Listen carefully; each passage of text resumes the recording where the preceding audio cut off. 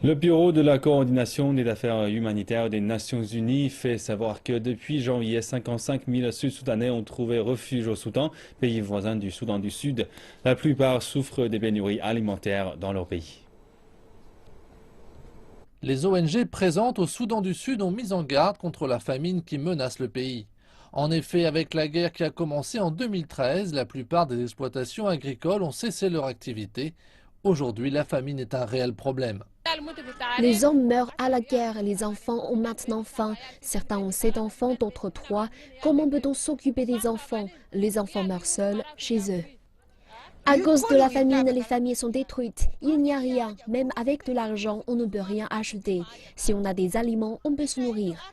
Avec 6 livres, on ne peut pas suffisamment acheter pour les enfants. Les gens meurent de faim chez eux.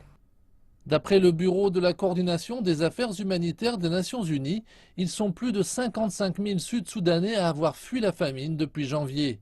Le Soudan fait savoir que les Sud-Soudanais ne seront pas considérés comme des étrangers.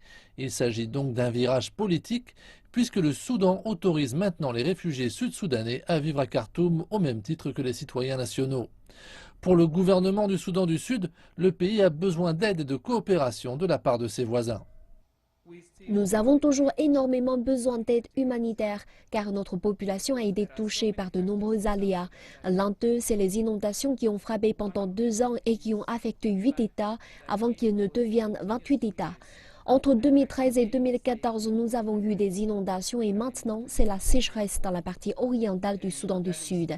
Des zones qui n'avaient jamais connu de pénurie alimentaire en souffrent aujourd'hui. Au Soudan du Sud, la famine s'est aggravée avec le gel de l'aide fournie par la communauté internationale. Cette décision avait été prise pour ce qui a été appelé un manque d'avancée sur la mise en place de l'accord de paix. Le retour à la paix au Soudan du Sud semble être la seule solution pour que ces difficultés disparaissent.